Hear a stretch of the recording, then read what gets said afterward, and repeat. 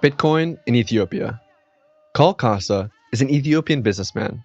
In a country of close to 120 million people, more than 70% of the population has no access to a bank account.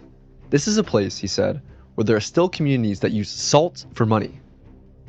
Kasa estimated salaries in urban areas have perhaps doubled over the past decade, but goods have gone up by 3 to 5 times. Since inflation is so high and such a constant phenomenon, the upper classes use the dollar as their unit of account.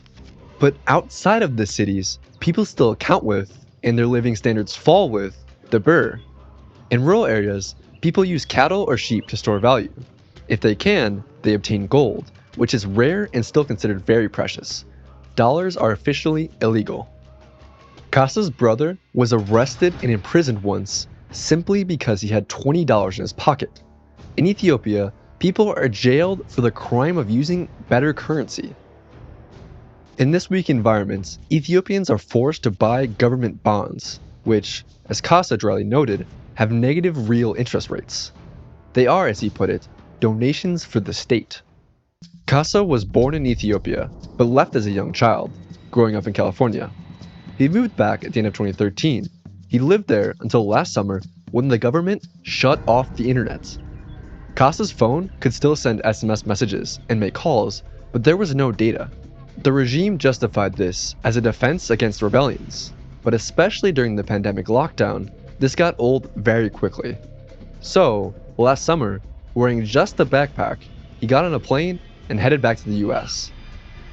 Today, Kasa has created Telegram groups where he pays freelancers, graphic designers, and translators based in Ethiopia with Bitcoin.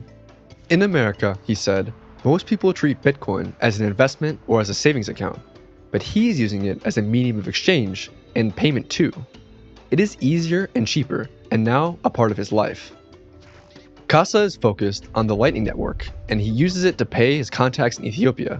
He helps them set up the open source, free Blue wallets, and pays them directly with Lightning. He's amazed at how easy it is, and how it transmits hard value instantly halfway across the world. On the other end, his contacts use Blue Wallet as their savings accounts, and they exchange locally into birr when they need to in peer-to-peer markets. This, he said, is hugely preferable to Western Union and birr-denominated accounts, where, for example, on a recent payment, Kasa had to pay $13 to send $100. When Kasa pays his colleagues, he pays them the full amount rather than paying through the government exchange rate where authorities steal a portion. His contacts are their own banks, and no one can debase or remotely confiscate their funds. This, Kasa said, is a revolution. Kasa said the biggest obstacle to Bitcoin adoption in Ethiopia might be the false promise of alternative cryptocurrencies. In particular, he has identified Cardano as a threat. In a recent video, the currency's creator spoke about working with the Ethiopian regime to incorporate 5 million students onto the Cardano blockchain, and boasts that they then could be tracked with metadata throughout their life and career. Our vision and goals, he said, are directly in line with the goals of the Ethiopian government. In contrast, Kasa is glad that Bitcoin's goals are not in line with the aims of the thieves and bureaucrats who run his country. He worried that many may fall prey to schemes like Cardano. 75% of the population of Ethiopia is under the age of 27. Once they start using Bitcoin, Kasa thinks they will spread the technology quickly to friends and family. Adoption will not take decades, but years. When asked if he is worried about the government cracking down on Bitcoin, he said that it will be hard to get in the middle of a hardworking Ethiopian and a better life. The population is young, agile, creative, and adapting. It will not be stopped. People, he said, are sick of poverty and earning money only to see it depreciate. Today, Ethiopians are at war with each other. We are fighting ourselves, Kasa said. If we are willing to kill each other to solve our problems, we will definitely be willing to try Bitcoin as an alternative. And that, he thinks, will be a peaceful revolution.